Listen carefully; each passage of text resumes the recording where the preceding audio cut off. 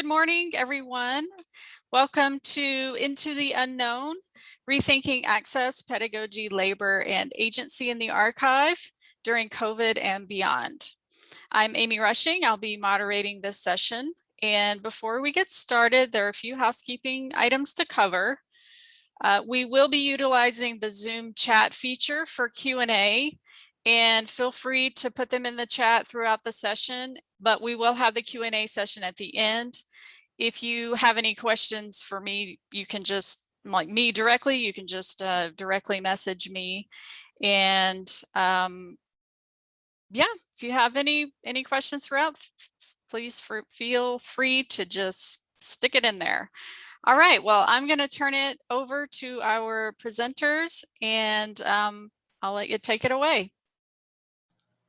All right, let me share my screen here. And again, I just have so many tabs open. Okay, there we go. Thank you for opening us up, Amy, and thank you to everyone for being here. I know the end of the semester is a stressful time, so we really appreciate you being here. Thank you to SSA for the opportunity to present this work. And we want to start by echoing the SSA's land acknowledgement and acknowledging that the University of Texas is on native lands and that we're all embroiled in a legacy and active system of colonial occupation. My name is Kristen Wilson. My pronouns are she, her, hers, and I'm a PhD candidate in the Department of American Studies at the University of Texas at Austin. More importantly to this presentation, I'm a graduate research assistant, a GRA at the Harry Ransom Center. And now my fellow GRAs are going to introduce themselves. Thanks, Kristen. My name is Adrienne Sockwell. My pronouns are she and her. I am a PhD student in the history department at the University of Texas. I'm also in the Native American Indigenous Studies program, and I am a GRA at the Harry Ransom Center as well. Hi, I'm Emma Hetrick. My pronouns are she, her, hers.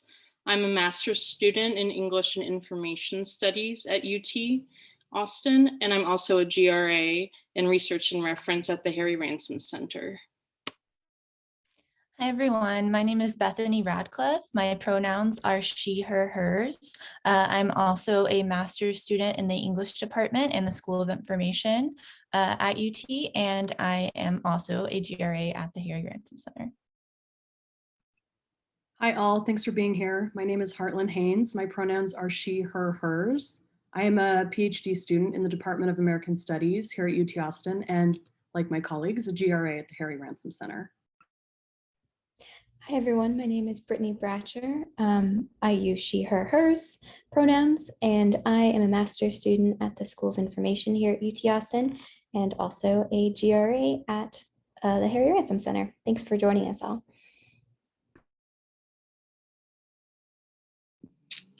So just a brief background about the Harry Ransom Center. The Harry Ransom Center is a cultural heritage institution that is part of the University of Texas at Austin. The mission of the HRC is to encourage discovery, inspire creativity, and advance understanding of the humanities for a broad and diverse audience through the preservation and sharing of its extraordinary collections. Founded in 1957 as a humanities research center, the center today is a museum, archive, library hybrid with collections that include nearly 1 million books, more than 42 million manuscripts, 5 million photographs, and 100,000 works of art.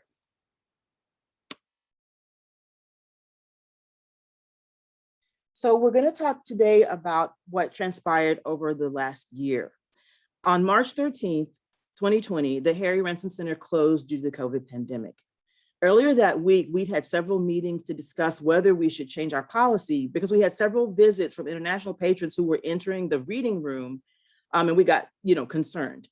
So on Friday morning, March 13th, the staff received an email that the center was closed. These are our stories. So you know now about the work from home environment that we have all been thrust into. So one of the first things that we encountered was that two of our colleagues here today were new employees to the Ransom Center. Their official appointment was to begin September 1st, 2020. But because we were in a work from home environment, that changed. Their time to report was moved up so that they could participate in meetings much earlier than their appointment and much earlier than their compensation. And so that was the beginning of the sort of blurred lines that they experienced in this work from home environment. And as we as students sort of watched take place. So in order to anticipate some of the changes that we'd have to adapt in the new pandemic environment, we began to anticipate how to do offsite work. We formed a team called the Virtual Access Services Team to try to coordinate offsite work. And that was not just people who had worked in reference, but other volunteers at the center who decided they would work with us from home. One of the first things that we did was create a change in an old sort of legacy system that was paper-based to a new digital platform called Trello. And we began to take in patron requests or to organize them using the Trello board. And this is a vast change from a legacy system of paper and a wooden box that we used in our office, where someone vetted the patron request and then handed us a piece of paper.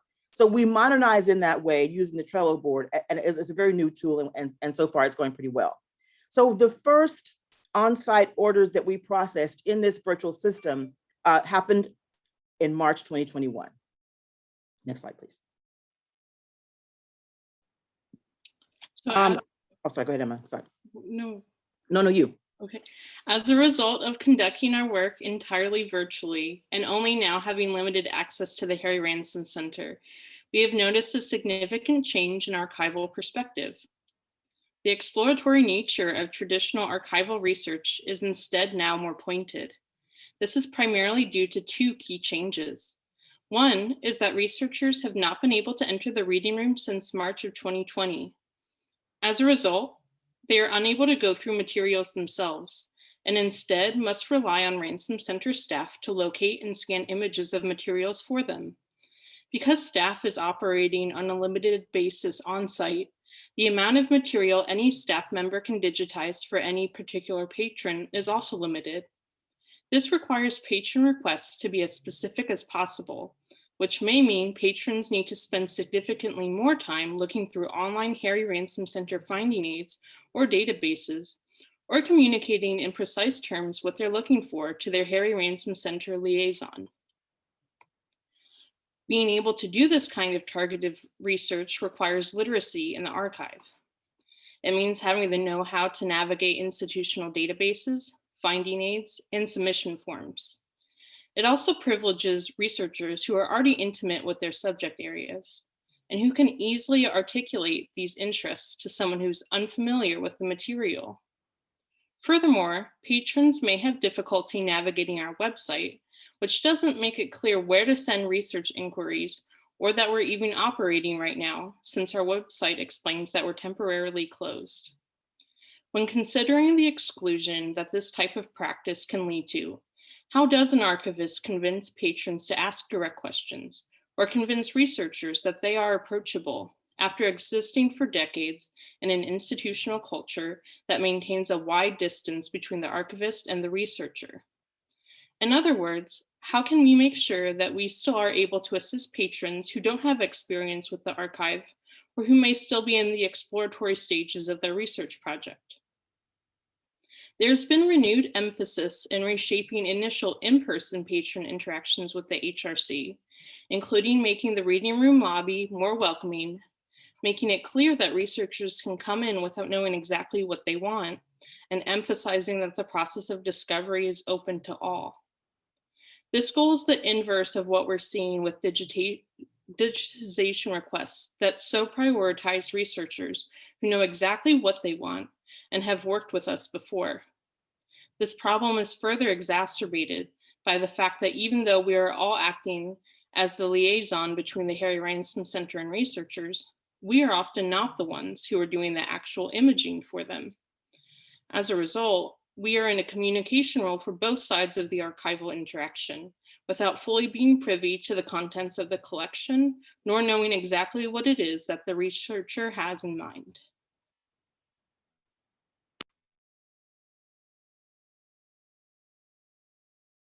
Adrian, you're muted. Thank you, sorry. One of the problems we faced was how do we address the change in archival perspective? As a public-facing institution that operated within a very specific model, people, researchers, patrons came to us. Now we have to figure out how to go to them. More precisely, how does this affect the nature of work done by archivists? One of the early projects I was able to work on was a presentation and a mini report called Research in the Time of COVID. And it was a suggestion, a list of a vast list really of digital resources that people could access, not just at UT and not just at the Ransom Center, but various different places, institutions around the world that had digital sources available already. And the other thing that we had to think about was that the public might not understand how to interact with an archivist in this new model. Now, we can all sort of acknowledge the fact that many publics don't know what archivists do, and others might be intimidated about how to have a conversation with an archivist in the institution when they can't sort of interact in the ways that they had done in the past. But archivists and research institutions like this sometimes hold the keys to people's professional success. So we knew we had to find a way to invite people to participate at this time when we were closed. We also had to reinvent our modes of outreach. We realized this could be a time to serve a new public and talk about goals of inclusion, reaching people who had not been able to come to HRC in the past. What did this mean for inclusion and diversity? And how could we change our perspective to reach people that we had not been able to reach before? So at this time, Emma will take over. It's actually me. I'm sorry, Bethany. You're totally fine. So this change in archival perspective that Emma and Adrian discussed has led us and our colleagues to begin rethinking the limitations of access. As such, drawing from the work of Michelle Caswell and Maricus Seafor's 2016 article, From Human Rights to Feminist Ethics, Radical Empathy in the Archives, we've realized that the pandemic has spurred us to really approach our work with patrons and each other, our coworkers, our supervisors, from a feminist ethics of care, focused on collaboration and thinking about the way access and the way things are made available or not affects individuals. Caswell and C4 suggest that archives should be more focused on what they term radical empathy, informed by an understanding of feminist ethics of care in which, quote, archivists are seen as caregivers bound to records creators, subjects, users, and communities through a web of mutual effective responsibility, end quote. This forced loss of access during COVID-19 allowed us to experience the far end of the spectrum of inaccessibility. Feeling loss of access and experiencing the reality of the struggle of being able to only minimally access our collections material got us thinking a lot about access issues, as both Emma and Adrian have spoken to, and how we might remediate this access. I also have this picture on the slide where you can see that even when you Google Harry Ransom Center, the Google card says that we're temporarily closed, even though we are doing remote requests. From the beginning of resuming our work with patrons, our department decided to no longer charge for reference images, a change that we hope will last past the pandemic in order to make offsite access more financially accessible. With more reference materials being shared digitally, we have seen more trust given to patrons to assess copyright on their own, though these conversations around patron trust are ongoing. There's been more work focused on access in our departments and other departments at the Ransom Center, including cleaning up our internal databases of reference images to make internal findability stronger. Other public-facing efforts have included access to formerly internal database metadata, like our sound recordings database, which is now publicly accessible. As Kristen and Adrian will discuss later, the virtual environment has forced us to find creative ways to teach with primary source materials outside of the physical walls of the archive. We have discovered the flexibility of digital surrogates and have been able to work on expanding access to students who may not have had a chance to visit in person. Next slide, please. Something else that we have really thought about is library and archive anxiety. So library and archive anxiety is felt among most patrons, especially undergraduate students, first generation students, and those new to a more formal research environment. Even us GRAs, we get anxious when we're accessing materials that we're unfamiliar with or don't know where to locate them. That was a huge struggle when we all first started with our positions. While thinking about access remediation during the pandemic, we realized a library chat feature could potentially lower access barriers during the pandemic and perhaps later. Currently on our website, there's no chat feature available to patrons. Instead, the site has contact forms to encourage researchers to contact a curator or research associate, and other areas on the site in the pictures I have on my slides link to contacts in specific services or collection areas.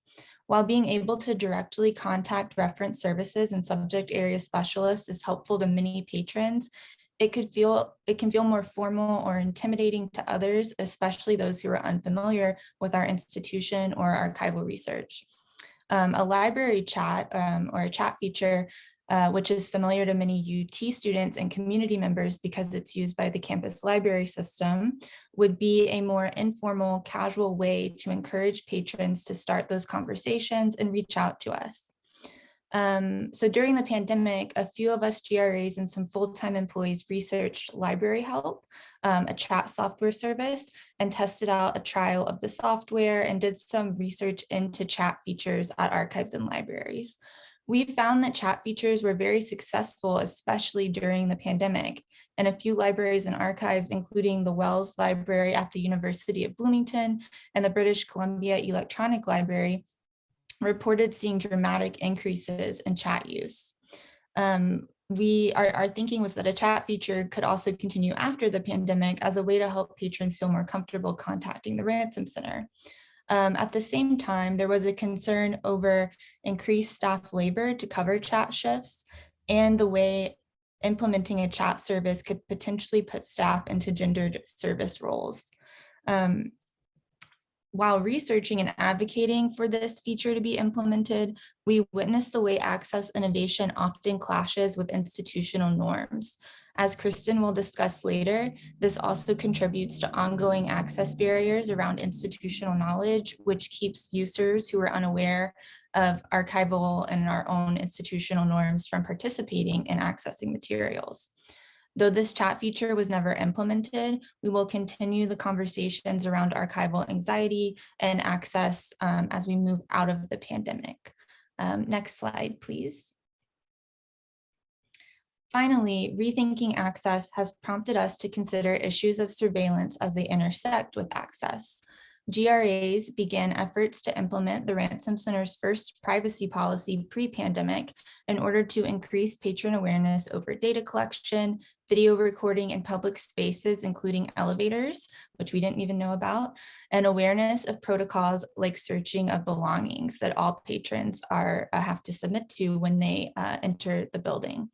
Though we have witnessed and been agents of surveillance protocols ourselves, it was recently when preparing for returning on-site that we became more personally aware of surveillance at our institution. This occurred through our own resistance to tracking exact whereabouts in the building in order to uphold social distancing. Other measures were put in place instead of tracking. Also, one of us was nearly denied entry to the Ransom Center for a shift because of a rule that students cannot be on site without a supervisor. Looking at tough issues like surveillance and access through a feminist ethics of care and this intersectional lens allows us to occupy and assess places of privilege and vulnerability. For example, we see and feel ourselves the risks and potential fear induced from security and policing inherent to archival institutions like ours. But at the same time, we realize this is complicated by the fact that our security guards are essential workers who provide indispensable and critical labor and care for our institution.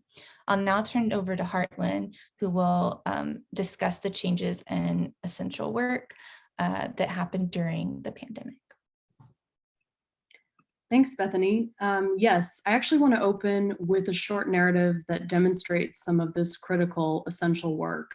So on Sunday, February 14th of this year, a historic snowfall began in Austin, and as temperatures dipped below freezing for nearly 7 days, we weathered a now infamous power crisis that caused statewide devastation, both human and material. Early the following week, Ransom Center employees received an email from our director informing us that the building had suffered concerning water leakages and air handler issues, but that essential security and facility staff had been on site since Monday, managing these problems and ensuring collection materials were not damaged. On Friday, we received another email from our director informing us that these concerns were finally beginning to subside. The water and air handler issues were almost entirely resolved, and that 2 of the security guards who had been on site since Monday, remaining there for 4 days and 4 nights, were finally able to return to their homes. When campus operations resumed a week and a half after the snowfall began, life, of course, did not immediately go back to normal. People across Texas were dealing with the fallout of structural damage, frozen pipes, water outages, the loss of shelter, and family emergencies, among others. And UT's campus community was no different. Getting back to normal, whatever normal we'd been able to establish during a pandemic, that is, was going to take some time. Though the freeze and pandemic had forced us to pause a majority of Ransom Center services, including the patron services in large part that this team of graduate student workers normally performs, patron requests and other work demands, of course, had not ceased. These layered events demonstrated the urgency in reorganizing and leveraging intra-departmental collaborative work to help support the most essential and pressing needs of the institution. Needs that, of course, themselves had shifted throughout the year as the circumstances of COVID ebb and flow in Texas and as we grapple with various other complications. So I open with these anecdotes about the freeze and its fallout because they evoke some of the questions about essential work and essential workers that society has been asking itself since the beginning of the pandemic. COVID, of course, has caused many of us to grapple with how oftentimes those jobs paid low wages and provided few benefits are the ones who have been essential both to our collective survival and our institutional functioning. For those of us in Texas, a historic freeze layered on top of a historic pandemic has brought this into even sharper relief. In the moments highlighted above, the work of protecting archival materials performed by security and facility staff, and the work of patron services performed by research and reference and graduate student workers emerge as some of the institution's top priorities. We explore here and throughout which workers and which work is prioritized during what we've called in our title, The Unknown, amid COVID and beyond, and what those implications are. While the transition to virtual labor has demonstrated the essential nature of the work graduate student workers do, and has allowed us to actually get involved in a wider variety of institutional projects, it has also at times blurred certain boundaries of time and workload that I and my colleagues will continue to discuss throughout this presentation. In our roles as graduate research assistants in research and reference services, a main slice of our work has always been working with patrons directly to fulfill materials and research requests. This is something we performed on site and sometimes in person before COVID, and is something that was understandably put on hold in March of 2020, as Adrian described earlier. As I mentioned briefly above, while patron requests have slowed over the last year, they certainly have not stopped. And we've actually over time accrued a pretty hefty backlog of virtual patron inquiries. Starting in the fall, we began to chip away at this queue by fulfilling orders based on what had already been digitized and was available on our digital images database. But we often came up against partial or missing digitized records. So it quickly became clear that an on-site element would have to be incorporated in order to make substantial progress on this queue. And it was with the identification of this need that the idea of VAST was born and fully implemented in the spring 2021 semester. So as mentioned early on, VAST stands for the Virtual Access Services Team, and it's actually made up of small teams of staff who work on fulfilling patron orders through a variety of steps, including patron communication, on-site paging, photographing and scanning of materials, off-site materials preparation, and virtual delivery to patrons. Each team is made up of on and off-site team members, each of whom works on a different element of the process. As Adrian mentioned earlier, teams communicate virtually using the project management platform Trello. A major shift implemented in the transition from the digital images database model of the fall to the VAST model of the spring is that a much wider variety of staff from an array of departments has become involved in the project of fulfilling patron requests. Staff from digitization, archival materials, circulation, research and reference, reader and viewer services, and instructional services are all collaborating here, volunteering often to divert time they'd normally spend on other projects to work on VAST.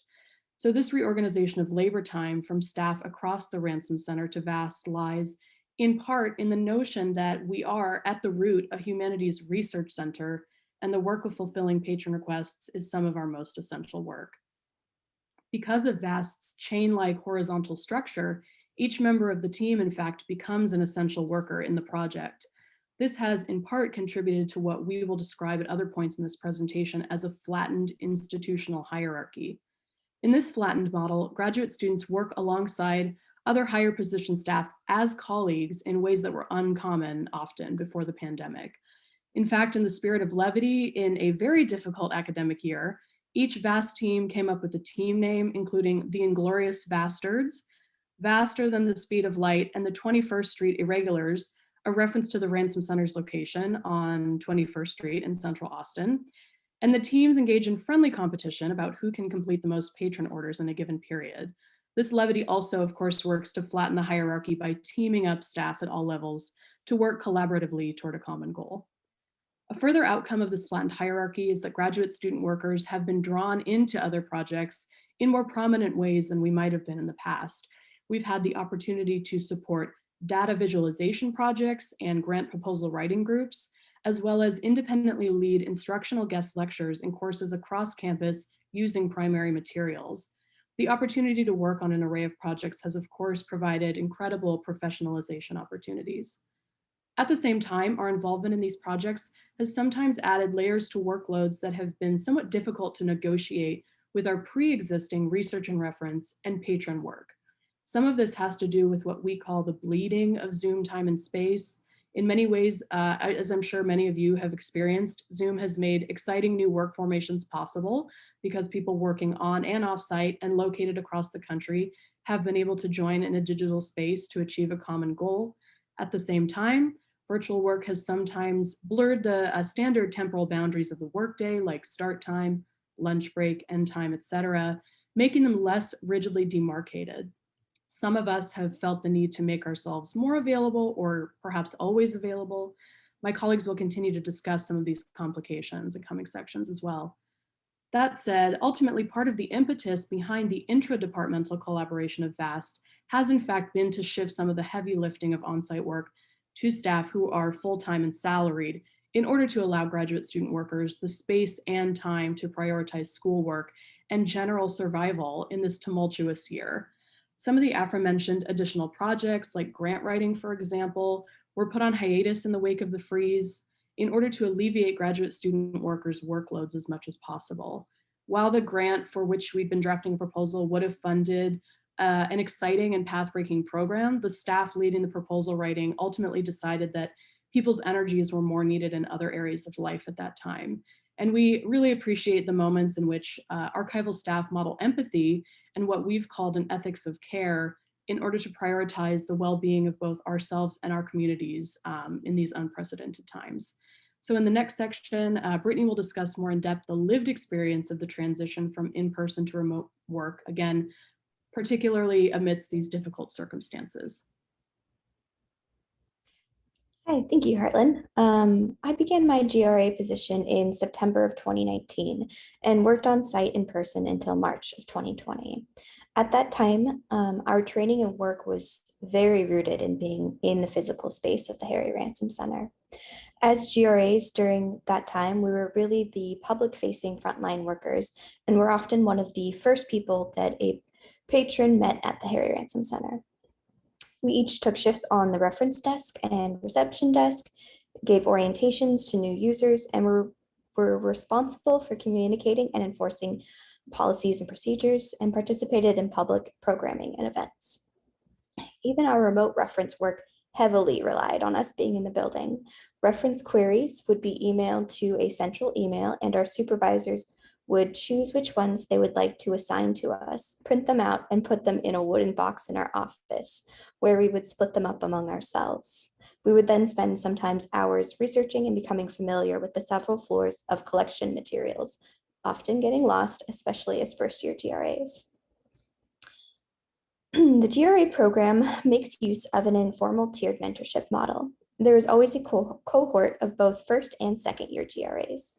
The second year GRAs during my year, Mariah and Virginia, were really responsible for training us. We shadowed them for weeks, and we shared a very tiny office, so we could keep a pretty constant dialogue and pepper them with many, many questions about the complex systems that HRC uses.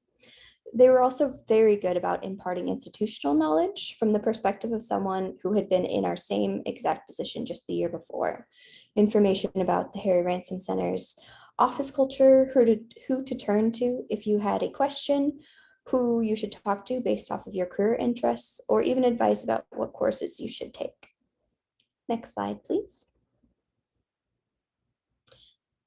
We had to leave the space very abruptly. Just as spring break was beginning in March, we were pretty much told, do not come back.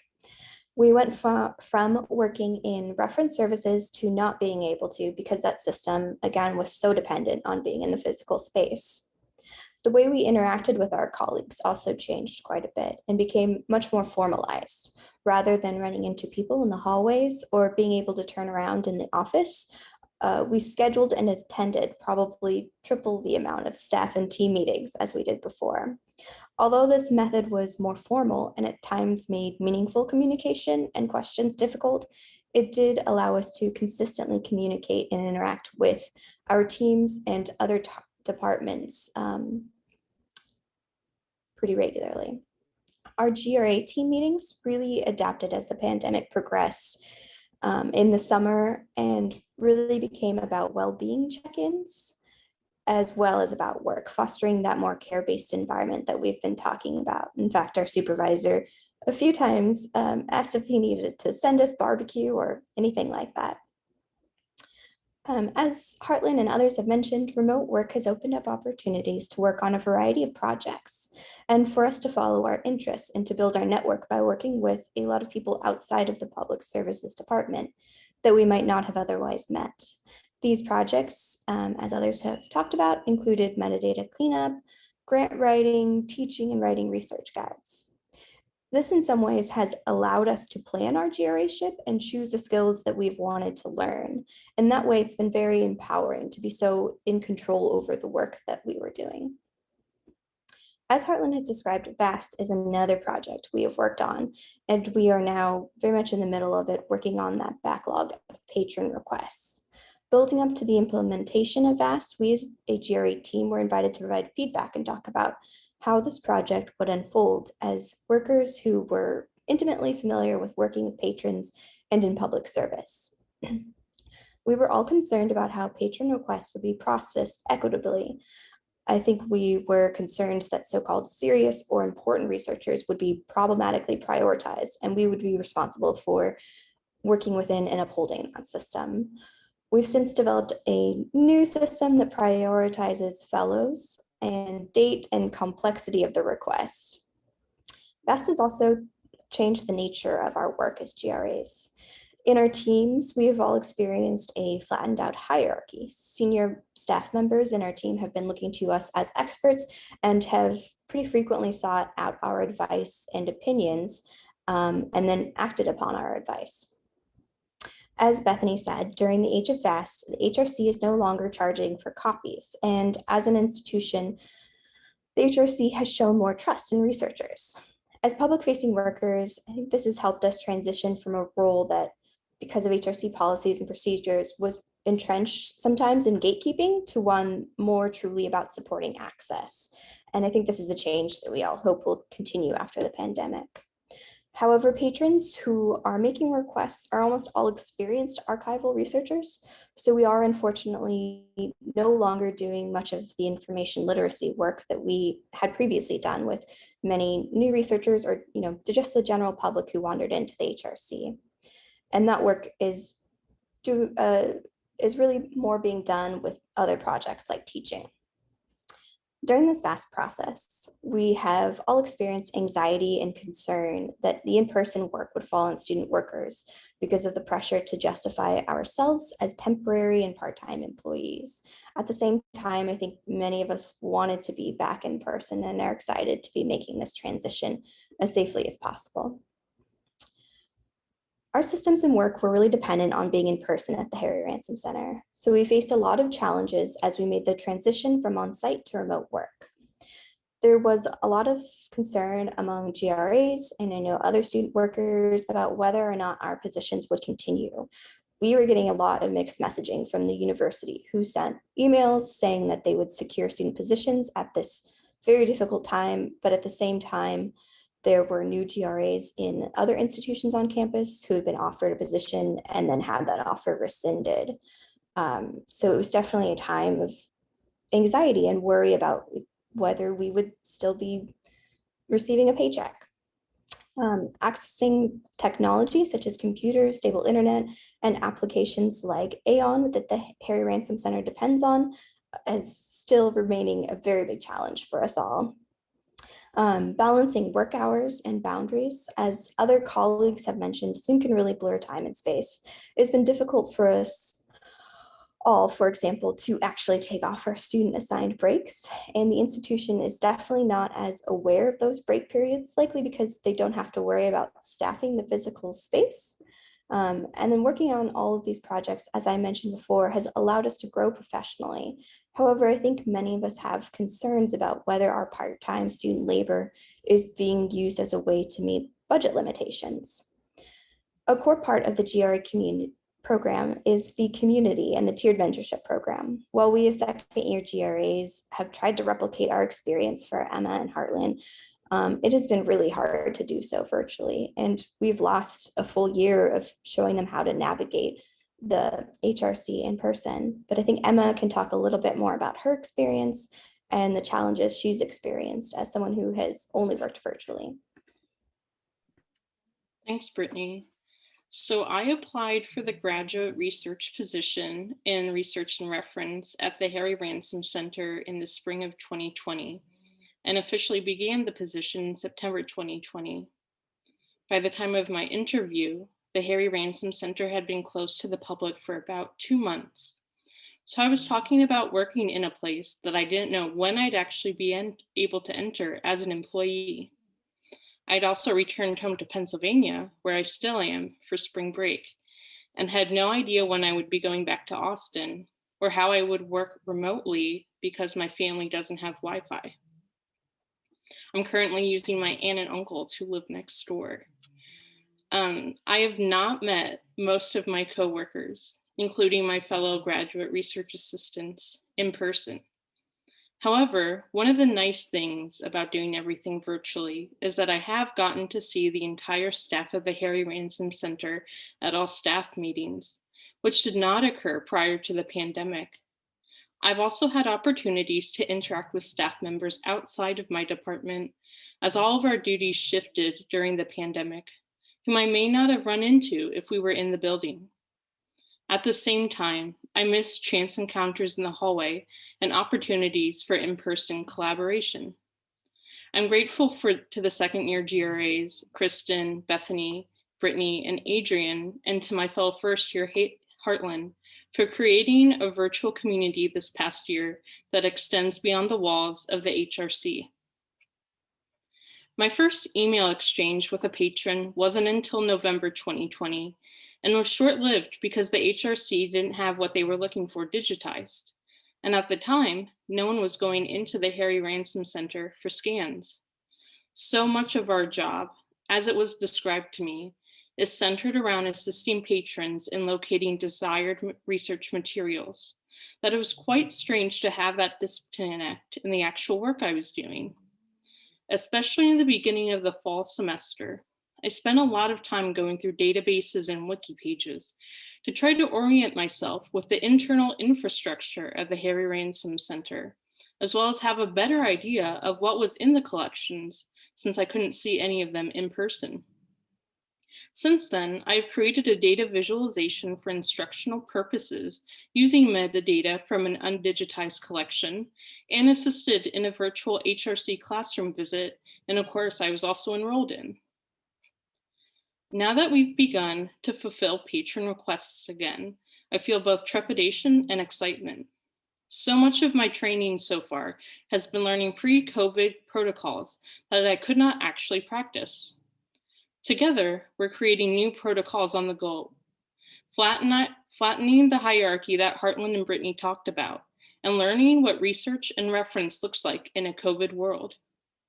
I look forward to the increased interaction with patrons and to try out so much of what I've only been able to discuss or see hypothetical examples of.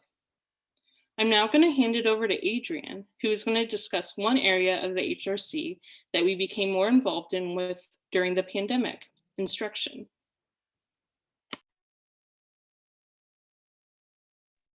Sorry, thanks so much, Emma. So one of the important levels of engagement that the Ransom Center has on campus is as a classroom. Students and professors come to the Ransom Center so that we can teach the materials. And so once the pandemic hit, we had to think about a new way to reach students because they could no longer physically enter the Ransom Center. And we also had to think about new methods of outreach. So we had our instructional services head, who was really innovative and proactive, had various ways of outreach that existed before, but we had to rely on some of those old relationships and attempt to make new ones. So there were professors who had always come to the Ransom Center and always brought their classes. And so we figured we could rely on them to help us come up with new ways to have their classes visit this year under the pandemic. But we also had to try to find a way to reach faculty who might not have visited before and offer them a way to access the center through teaching that that was new to us and new to them. And what we did not want was the experience to be just a kind of a faculty break day, even though we knew how many faculty members were coping, struggling, worried about the new change, from the physical classroom to the virtual classroom, which produced a lot of anxiety for a lot of people, and we understood that. So we wanted to sort of alleviate some of that as we kind of try to figure out how to do it ourselves. One of the things that we grappled with was how to run classrooms. Do we want to do synchronous teaching? Do we want to do asynchronous teaching? That's one of many different questions that we had to answer in trying to convert our archive into a classroom. Next slide, please. So obviously technology was the star of the show, and we had to transition to virtual teaching, which meant that technological expertise became important. Now, as students, you can imagine that most of the time we are sort of relied upon to be technological experts, and younger students because they're often younger rather, who are used to technology, were called upon to, sort of be on point in this endeavor. And as you notice, we're all students, but not necessarily all young. And so the various levels of expertise in technology became an issue. We tried to make sure that staff felt comfortable and as we had to rely on different kinds of technology. And so our head of instructional services paired us together so that we were not sort of out on a limb trying to figure out technology on our own.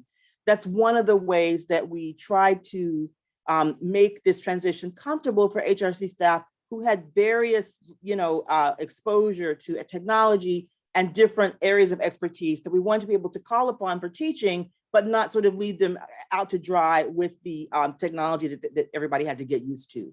Next slide, please.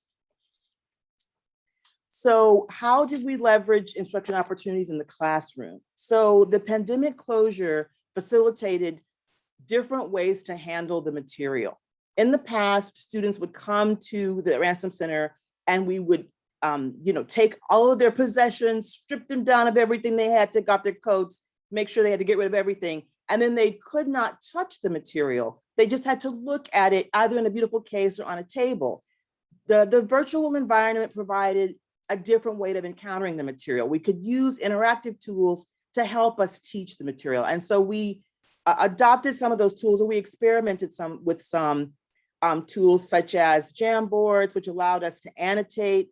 We use various Zoom tools, which also allow annotation. We tried Piazza, Kahoot, other PowerPoint experiments so that students could sort of use the material in a different way. And this was really innovative. I think for them, it was for us, and it was a new way for them to encounter the material. So it remains to be seen whether or not that offered a new sort of more attentive level of engagement. We always do a survey at the end of each class to see how students found the experience. Was it helpful to their research? Do they understand how to use a primary source better? And so we'll find out in the future whether or not this was helpful in terms of their ability to engage the material. That's one of the things for us that's still unknown. Next slide, please. So we focused on pedagogy instead of the collection material as objects. Now, we paid especially close attention to pedagogy because, as I mentioned, our head of instructional services is really interested in that. She's really interested in ways of using the material to teach as opposed to using the material sort of as a showcase. So we took the opportunity to allow students, or encourage them rather, to think with the material in real time. Because of these tools I mentioned before, like Jamboard, they could use the materials to think while they were with us, as opposed to looking at the stuff and then going back to their rooms to write the paper as they had done in the past. So we had to think about what this meant for our methodology. What was the opportunity that was available now that we can annotate, students could annotate with us present. But the other thing we had to do was change the way that we had operated before in terms of selecting collection material for classes. We used to select 30, 40 items, display them on a big table. You guys know how it looked with a lot of velvet. It was beautiful. We had cases, but now we couldn't do that. We had to pull a very much reduced set of items, sometimes only 2 to 4. And as someone who loves the stuff in archives, I found that kind of intimidating, but it worked in that we could sort of really focus on fewer things instead of having that classroom full of treasures. So we had some successes and some failures that we want to talk about a little bit.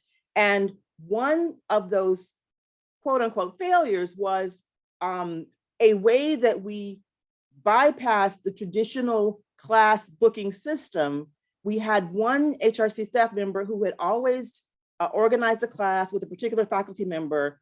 And in this class, the faculty member expected a certain level of engagement, pulling a certain number of collection materials, and then talking to the students about those materials. But the HRC staff member could not take the class. And so she relied on a couple of students to do that. We were happy to do that, and we arranged the class, but somehow we bypassed the class reservation system in a way that was upsetting to several people on staff in the reading room. And of course, that was not our intention, but it was a way that we understood after making 4 or 5 different apologies to people whose toes we stepped on, that sometimes systems, are important, especially for people who are working from home and are concerned about, remaining engaged. Everyone wants to make sure that their position is essential and compensated. And so that was a really important lesson for us to learn, in sort of making sure people feel included, and that even though we might have new ways of doing things, we got to figure out how to sort of incorporate old systems with new so that we don't bypass important systems.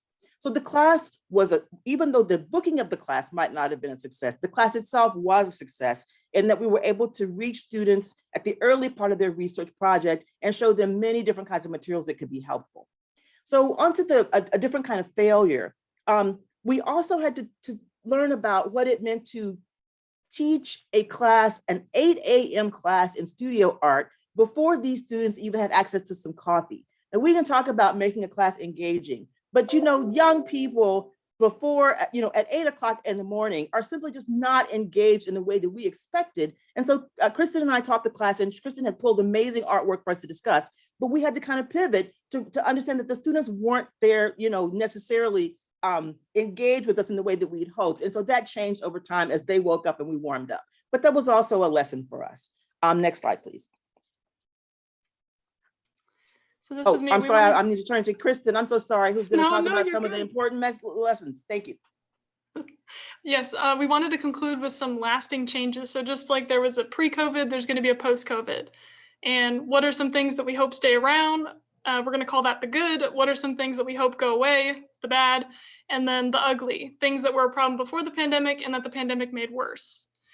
So the good, we did revolutionize our reference queue, as we've talked about quite a bit. So this is what our Trello board looks like. And this allows us to tag all sorts of patron requests as manuscripts. Is it a complex request? Is it a simple request? Is it a book? We can move these cards, what's in progress, what's in imaging, what's completed. And this is a way so that we can see everything that is available for us to work on. There is sort of a negative aspect here. Obviously, there's an element of surveillance here. Your supervisor, your coworkers can see exactly what you're working on, what pace you're working on. But by that token, you can see what everyone else is working on and get an understanding of how we're working as a unit. And I think it is definitely worth it, if only so no patron requests fall through the cracks, which did very occasionally happen with the old system with paper. Some other goods, we talked quite a bit about that flattened out hierarchy. So GRAs, even as authority figures in this vast system, we know how to talk to patrons, we know how to process images. So going forward, keeping those professional relationships with senior archivists where we're equals, that would be wonderful. Increase circulation between departments after COVID. So I don't know if Brittany mentioned this, but we've had probably 3 times as many meetings post-COVID versus before COVID, which maybe we'd like a few less meetings. But nonetheless, it really did feel like we were getting to know and moving within departments that we traditionally only saw occasionally. One example would be instruction, which had bi-monthly meetings where we would trade strategies, trade teaching tools, go in breakout rooms, talk to folks we didn't normally talk to, and that was really wonderful. The supervisors also made the space and encouraged us to talk about our well-being. So even if it's implicit that, our physical and mental well-being was more important than the work, having that explicitly said to us as like the world was sort of burning down was really nice. And we still start most meetings with a check-in, how's everybody doing? Like, let's focus on that first before we get to the work. And on that note, sort of undergirding our whole presentation here, a persistence of a feminist ethics of care. So not only how we care for each other as an archival community, but how we care for a broader community, a public, our patrons, and then more broadly, how we care about materials. So not only just preserving the materials for posterity, protecting the materials that way, but also a different sort of ethics of care where we digitize those materials. We make them available to as many people as possible. We give them afterlives and research. Researchers want this, we want this. Spiritually, hopefully the materials want this. We want them to go far and wide throughout the world. The bad. So it was a pandemic. No way to slice it. This was not a great year for anyone, I think. Another downside, sometimes we had scary or passionate work dialogue where our emotions were carried into our work. So just as it was good to have those well-being check-ins, sometimes because the world was the way it was, it made it difficult to have professional conversations. So going forward, keeping those well-being check-ins, but making sure that we're maintaining that mode where we can have those professional conversations, where we can collaborate with each other. Unclear job duties and expectations, murky boundaries, Zoom time bleeding. So we talked about this quite a bit. Going forward, we hope that it's sort of reinstituted firm breaks, firm 9 to 5 hours, firm 20 hours a week.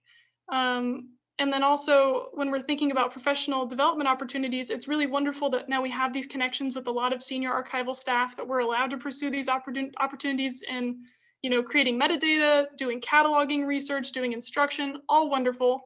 But sometimes GRAs are called upon as sort of like the jack of all trades, like, oh, we need someone to fill this gap, we'll get a GRA to come help us for a few hours. So going forward, pursuing those professional development opportunities, but making sure that we're the ones pursuing them, that we aren't just simply being assigned to things that the institution needs that don't serve us professionally. The hoarding of institutional knowledge. So I was going to talk about this in the context of the chat that Bethany talked about. So the chat, I think, a sticking point was it was going to be manned by, or womaned by pages, by GRAs, by a lot of folks who are contingent, are temporary, are junior employees, and who don't have as much institutional knowledge as some of those senior or permanent employees. And it is difficult because we rotate, right? Every 2 to 4 years, there's a new set of pages, GRAs, et cetera. So it's difficult for them to continue to impart that institutional knowledge on each new group of folks. But it does, it feels really good to have that institutional knowledge, right? To feel like we're an authority on the Ransom Center, to feel like we can talk to patrons about the Ransom Center and really know our stuff. So the paging team did quite a bit of work over the pandemic, establishing a wiki. So we have that sort of institutional brain where people can consult going forward. And say if we have a chat feature in the future, if someone is on the spot, the voice of the Ransom Center, brand new, they can check that wiki and feel like they're giving the patron the right answer. Which I think is really great going forward. And then on the note of the pandemic, this was a last year of in-person work, training, growth. No way to slice it, that was bad. Now the ugly, problems that existed before the pandemic that the pandemic made worse. So the acceleration of security speak, increased monitoring of staff and patrons. So a lot of the conversation before the pandemic was about campus shootings, about securing buildings, about making us safe, everyone on campus safe. And I can't fault that, but I want us to think about the consequences of some of the security measures that were suggested. And now as we're going forward, Bethany, I think, told that story about one of us was stopped and almost not allowed in the building. That was me. There was a miscommunication where I was actually allowed in the building, but then an hour or two into my shift, I was almost removed from the building because security had been instructed that students were not allowed to work unsupervised. And so how do we go forward? That has been resolved, by the way. We're allowed to work unsupervised, thankfully. But how do we go go forward trusting staff, trusting patrons, having these conversations around public health and privacy, especially, as we welcome patrons back into the center. Are we going to do temperature checks? Are we going to do COVID tests? I think we need to have a real conversation about the benefits and the negatives of, implementing these measures. Now, diversity and inclusion. So if you think about the Ransom Center is a legacy institution, right? We've been around since the 1950s. We've had certain acquisition priorities dating back to the 1950s. And so if you think about all the material the Ransom Center has acquired in that time, and then you think about the material that's cataloged, and then you think about the material that's available like with a finding aid online, and then you think about the material that we have digitized available to staff on our back end that we can then send to patrons. And then you think about the smallest amount of material that is available in our digital collections, freely available to anyone who goes to our digital collections website. All of that upscaling means that there is an implicit bias towards legacy collections. There's more time for those collections to be cataloged, to have a finding aid, to be uploaded, to be digitized and freely available. And what that means is that during the pandemic, when people could not come in to see the Ransom Center collections, when we were teaching with digitized collections, we didn't have the full wealth, the diversity of the Ransom Center's collections as the collecting priorities have changed in the last few decades. A couple notable exceptions, we do have the Gabriel Garcia Marquez papers, the Lady Trowbridge and Radcliffe Hall papers. Those are digitized, available in the digital collections, great steps in the right direction. But going forward, especially as we think of this ethics of care, how do we make it a diverse ethics of care where what's available to patrons, what's digitized is diverse and representative of the diversity in our collections? And then a final note on staffing. So a lot of the diversity in Ransom Center staff is focused on the contingent, the temporary, the junior staff at the Ransom Center. So going forward, how do we make sure that when we're making hiring decisions for senior staff, that those are choices that are informed or at least cognizant of diversity? And then when we are making, diversity initiatives at the Ransom Center, when we're making presentations, when we're doing projects that show off the diversity of our collections, making sure that those are not solely led and authored by those junior staff, by that contingent or temporary staff, making sure that senior staff is involved, is showing us the way. I think that would be really wonderful going forward. These are our references, and we're going to end. Thank you for your attention. Enjoy our pets on this slide briefly for a moment before we switch over to Q&A mode.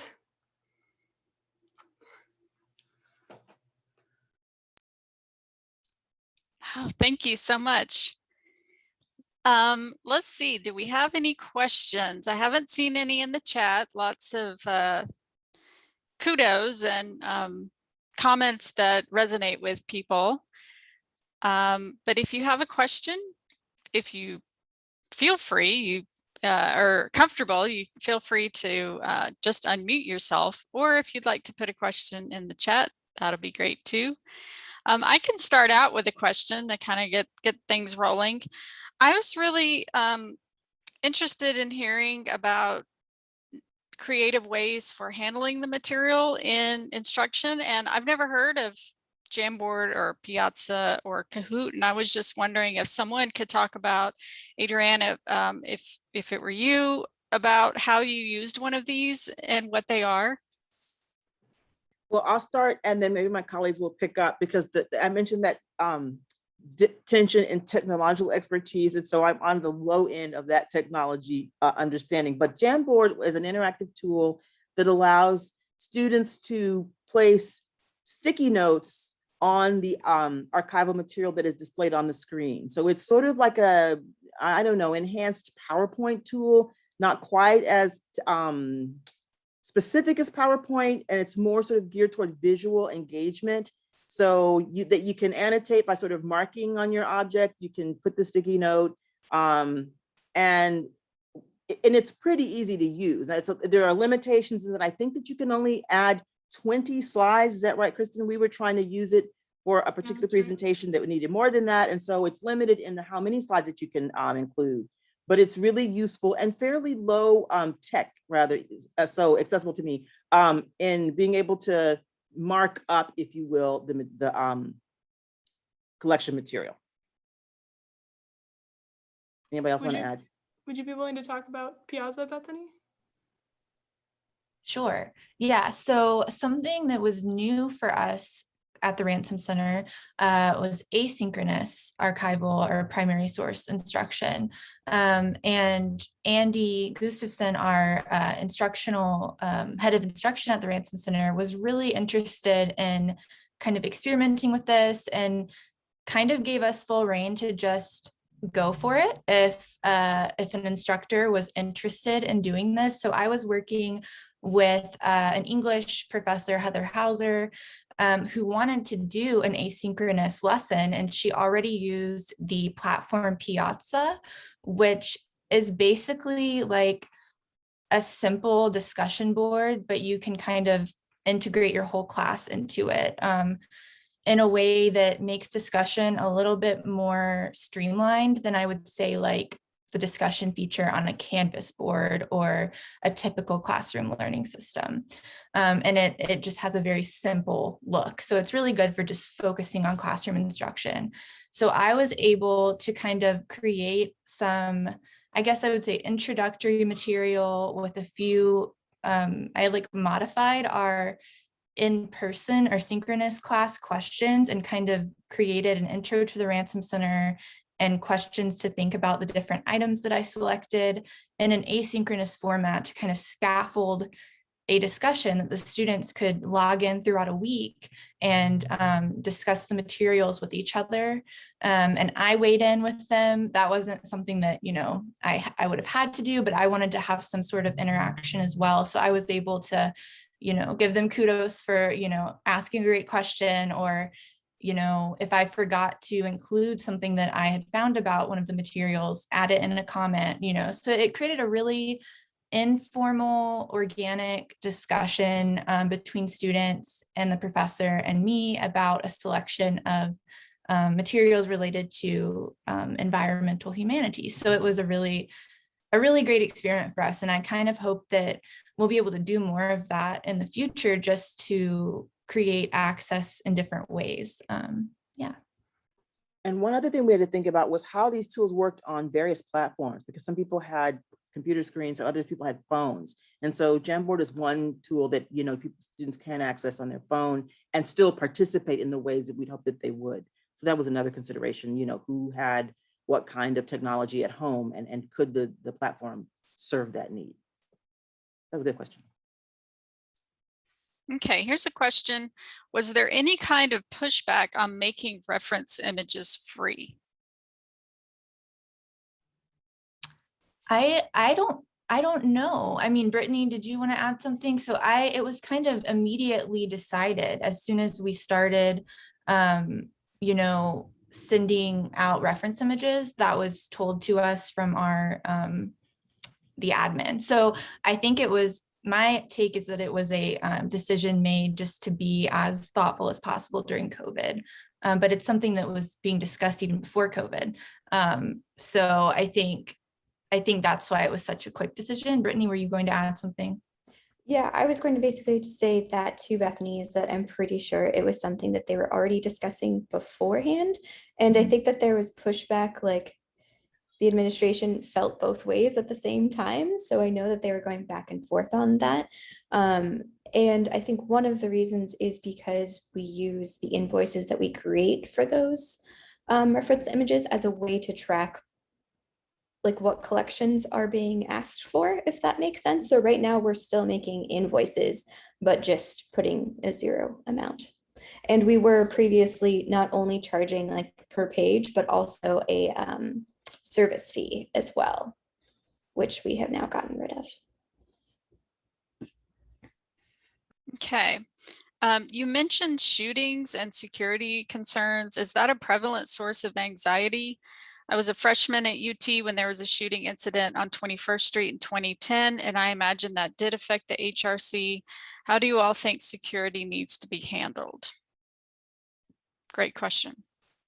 It is a good question. So I'm a member of the HRC Diversity and Inclusion Committee, and the kind of role of our security team has come up because they're currently employed by UTPD.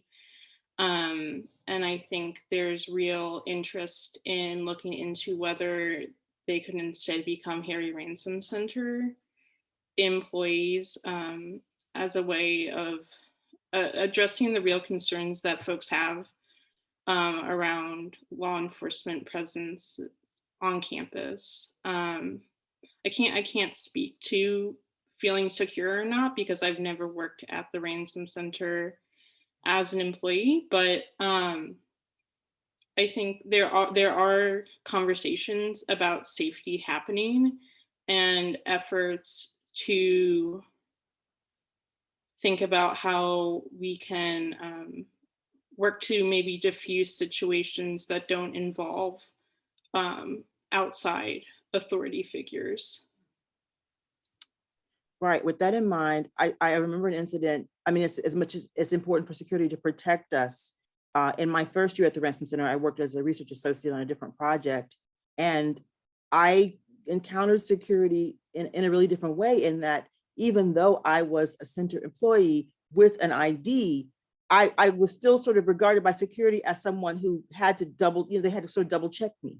I would go through spaces where other staff members would just walk right through, would just flash their badge, but I had to stop and they had to look at me and had to sign stuff. Now that could have been because I was new, but also because I looked different than most Ransom Center employees, and security, in the effort to secure the center, was doing their job. But I think the security, it's important for collection material, but it's also important for the relationship with staff. And when you think about diversity and inclusion, how are they trained to understand that many different types of people will come through the center?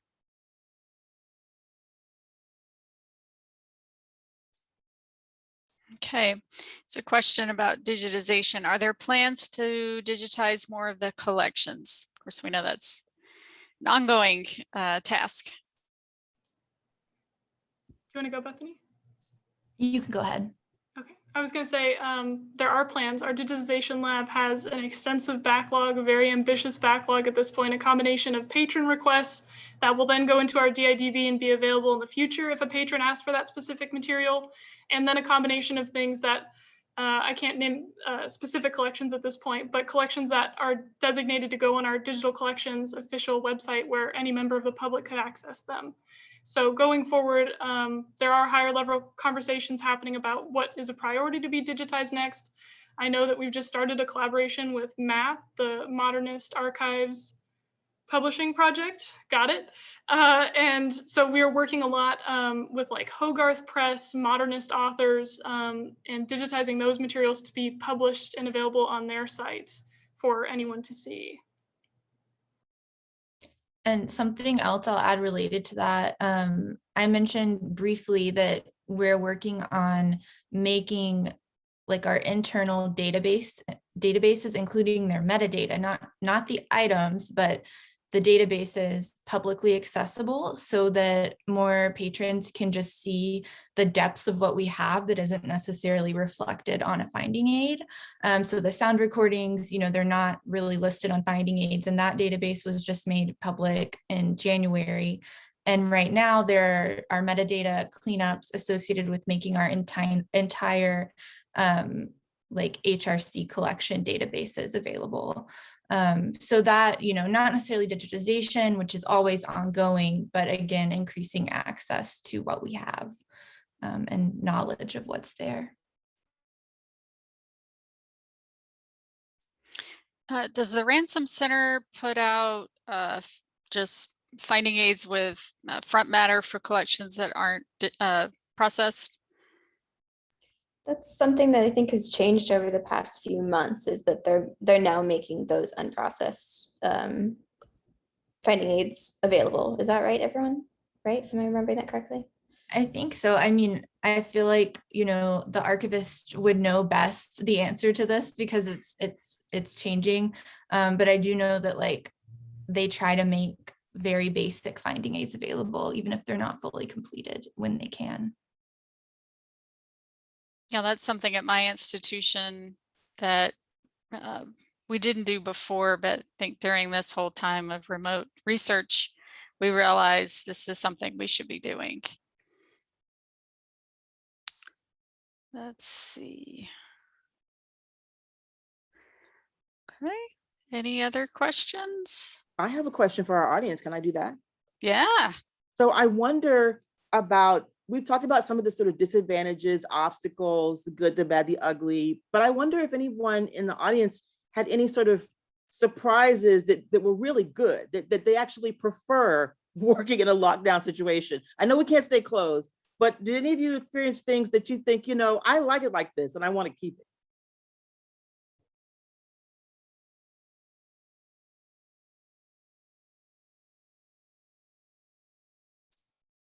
I could speak up. In our special collections, we're actually spread out across three different locations. So it is very rare for us to see each other all in the same room. We usually would try to get together once a month at one location so that we could all be in the same room for a department meeting. And now we do just quick 3 mornings of the week. We do a 9 to 9:30 check-in. Most of the time it's just, hey, what did you do this weekend? Or just more of a casual conversation just to check in with each other. And I've really enjoyed that. I think it's made our team a lot closer.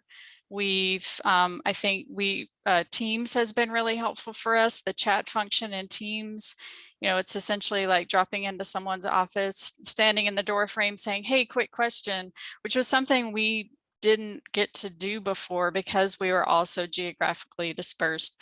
So I think even as we consider going back, well, who knows when we're going to go back full time, but I think we're going to continue these just quick virtual check-ins because it really has helped our team a lot.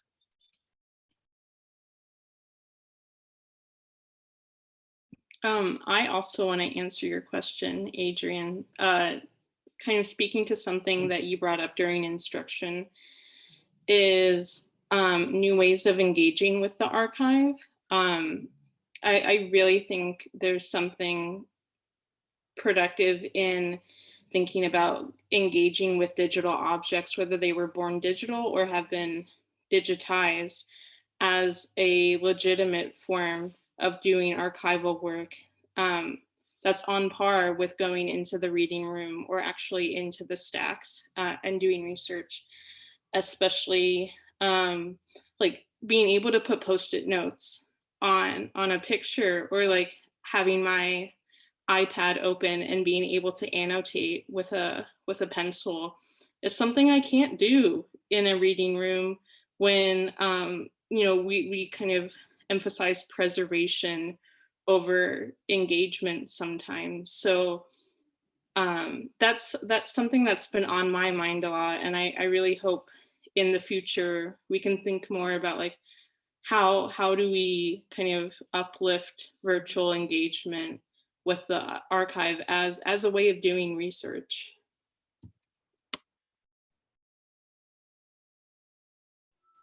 I see that Jennifer, you have your hand raised. Yeah, thanks, Bethany. Yeah, I would chime in. I work at the Austin History Center, and our reference model went virtual too, of course. And so for a long time, we were answering, you know, any questions that we could using online resources, and then telling people, you know, you're just going to have to wait until we were back in the building to answer your other questions.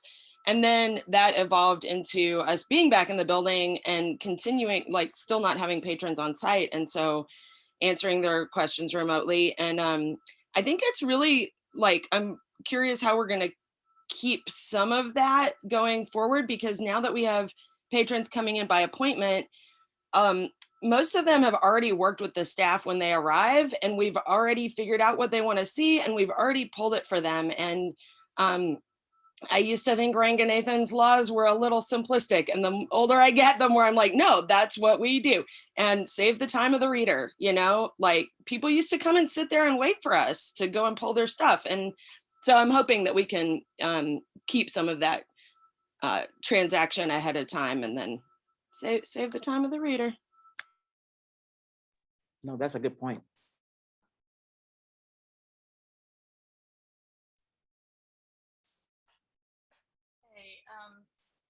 Jamie's saying that one advantage of working from home is that She's been able to take on more digital exhibit projects and focus on accessibility with alt text for images, and also starting a translation project to translate digital exhibits and finding aids into Spanish. And those are projects that would have been on the back burner if you were in the office. And I think that's the same at my institution. We've been able to do some transcription. Our students have been able to do some transcription of videos that we didn't have before. And Jamie also says that it's been a great opportunity to continue to improve relationship with IT. That's a really good point. That's true. A relationship with IT is critical as we have slowly transitioned back into the Ransom Center. I went for the first time on Monday, and some of my colleagues started a couple of weeks ago. Those relationships with IT are going to have to be rebuilt. I tried to do some work and couldn't get printers to work. It became hysterical. And there's only 3 or 4 of us in the building at the time, and so I had to remain calm. But it's important for us to rebuild those relationships with IT, as we've been all working on random machines at home, and we have to go back and try to rely on, networks to work and equipment to work. And you realize how critical IT is to everything that we do now. I know that's obvious, but I don't think I realize how critical it is. And I hope that people who work there understand their value, and I hope that they are, compensated as such, because I think it's a really critical function, as important as the stuff that we are protecting. And so that's kind of a lesson from this.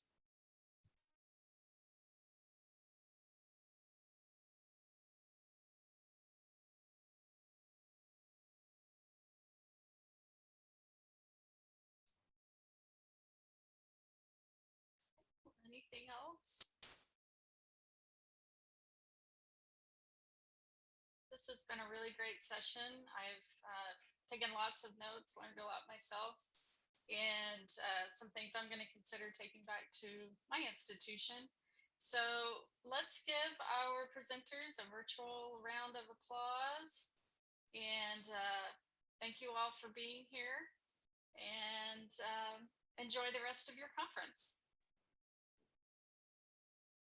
Thank y'all for coming very much. Yes, thank you. Thank y'all.